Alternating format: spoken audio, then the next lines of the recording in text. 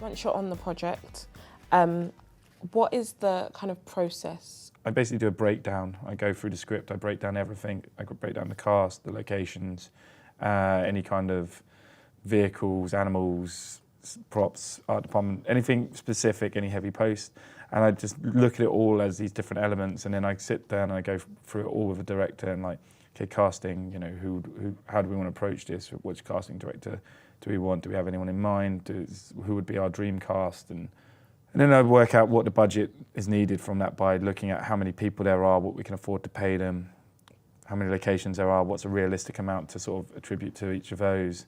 And I go, okay, we can probably make this on X amount, and then figure out who's going to pay for it, basically. I've always wondered where everyone gets their money for shorts from as well. But now I've made a few, and I think back to how they were all funded. They've all been funded quite differently, and I don't think there is one way of doing it. I think funding schemes are really helpful in that any money obviously really helps get stuff moving. But you know, some of the first shorts I did were all funded by the directors themselves who had made some money doing something else and then gone, you know what, I really want to make this short film, and I've saved up this amount, like 3, 4, 5K. As I've gone along in my career with shorts, actually, they've all got kind of a bit bigger than the earlier ones. You know, like the earlier ones were a couple of grand here and there, and then you start getting into the realms of sort of like 10, 20, 30, 40, 50 plus, you know, sort of £1,000 shorts.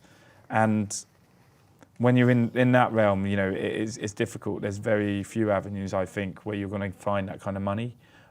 I've done stuff where we've had stuff privately funded by platforms who are looking to generate content, and you know, that's kind of been just fortuitous the way those have come around. Like, I'll be honest, in the sense that I didn't even set up those deals. That's kind of come in, the director's gone like, I've pitched this to these people and they like it and they've got this much for it. Smaller ones, I would say just any kind of scheme you can get involved in, anything that's related with Creative England, the Arts Council, what was the other one, Film London, BFI, anything that they're running, just keep, you know, your ears open for them, because even if you get like a small amount, like 3 or 4 grand, it's easier to kickstart like another 6 than it is to kickstart 10. You've got to get stuff made one way or another, and if you've only got like a small amount of money, you're better off trying to figure out how to make it for that small amount of money rather than not make anything at all, I think. So adapt your film to your budget is sometimes not the worst idea. But I think it always helps when you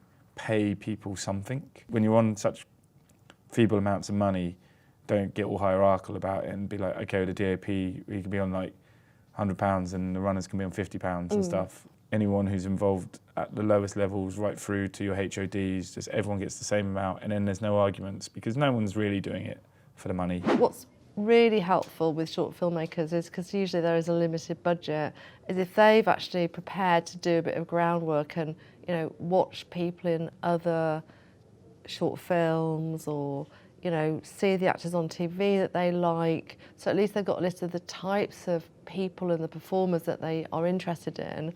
That's quite helpful. It is good to have a casting director because it's good to have somebody that knows the agents, because most people, if they don't know the agents basically won't even talk to them on the phone. Think of what you could pay them, and it may be that if you have got like a sort of no budget, then probably someone with my experience may not be able to do it, but maybe some casting assistants might want the opportunity to do it. That might work for, you know, nothing, well, whatever, you know, when I say nothing, I don't mean nothing, of course, I mean very little. On the other hand, yes, I think, you know, entry-level people, if they are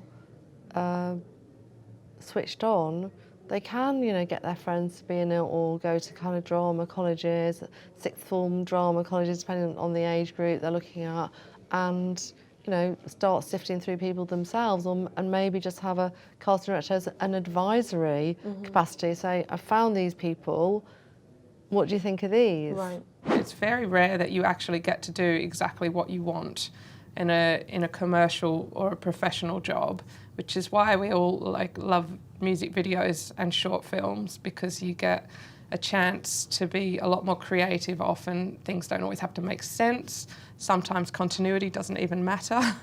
And so, yeah, I don't think it's important to have your own distinctive style, and certainly not at the beginning anyway, because this takes time to develop as well, because you might think you're one thing, and then the more work you do, and the more people you're around, you might find that you like something else. Usually on a short film, there's not going to be very much money.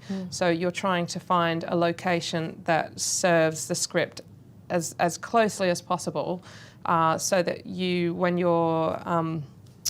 when you're designing, you're enhancing the location rather than working against it, which will suck up all of your money. So then you sort of photograph everything and sort of, make up mood boards to show the director what you're planning to do. It's also great if the director sends you references of what they want as well, so that you can see that you're all on the same page. It's really good to be in touch with the other heads of department, the DP, the director of photography, the costume designer as well, just so you can see that you're all on the same page and your colours and moods are all working together. Short's a great way to learn how to shoot a scene and work with actors and work with directors to build a narrative arc that covers more than just 3 minutes of a music video. Yeah.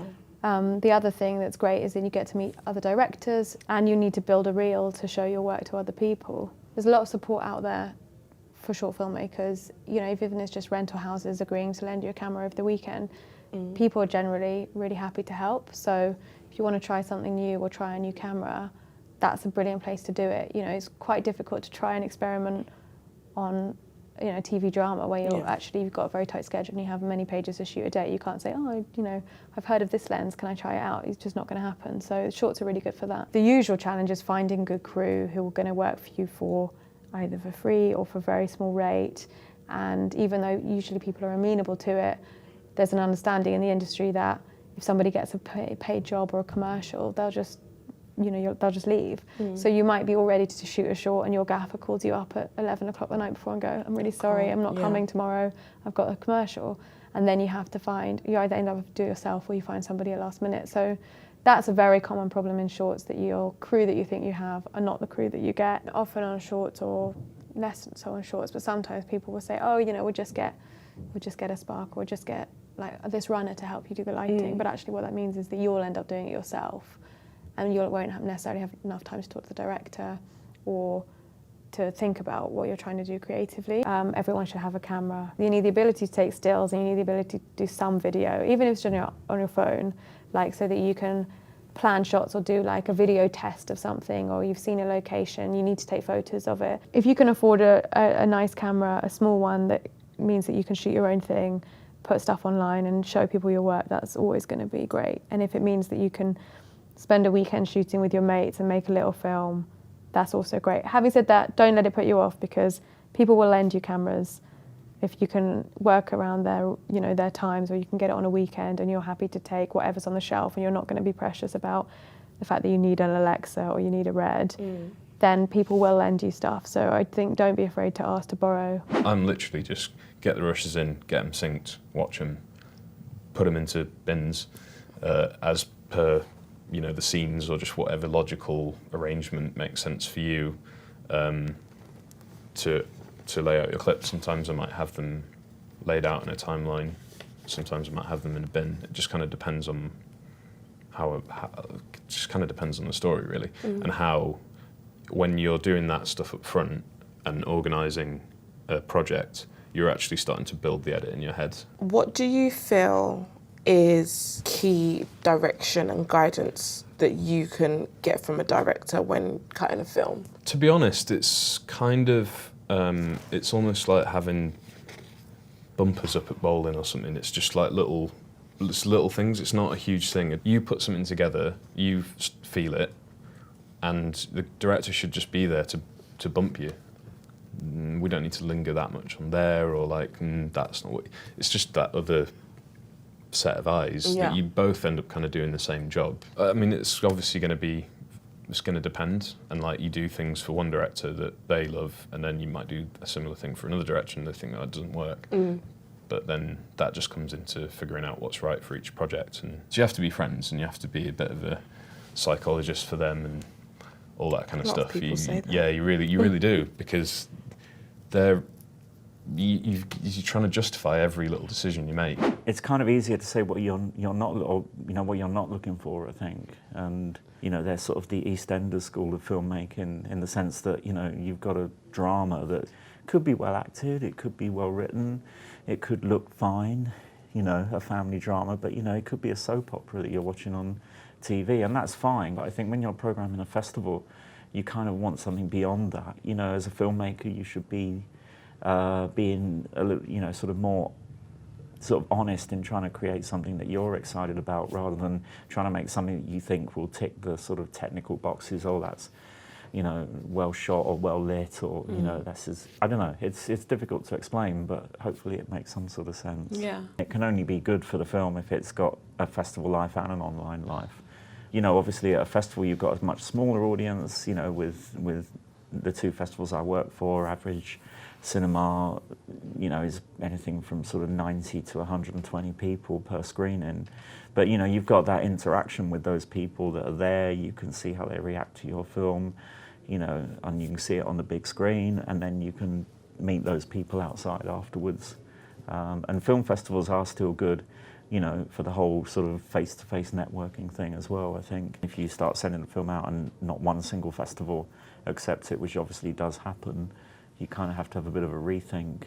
And also this whole thing of sort of, I'll go for the top tier festivals first. I'll go for Cannes, I'll go for Berlin. You've got to be realistic, I think. And I'm not saying people don't get into those festivals, because obviously they do. But it's, these festivals get thousands and thousands of short films and show a very small amount. I think, Cannes has 9 films in one competition, about 12 films in another competition. It's always good to see what kind of films the various festivals are actually showing, or the films that are winning awards. You can usually do Google searches, on the Cannes award winners or the Berlin award winners, or even some of the smaller European short film festivals which are really good, like Hamburg, or I mentioned earlier, Vienna Shorts is a really good short film festival.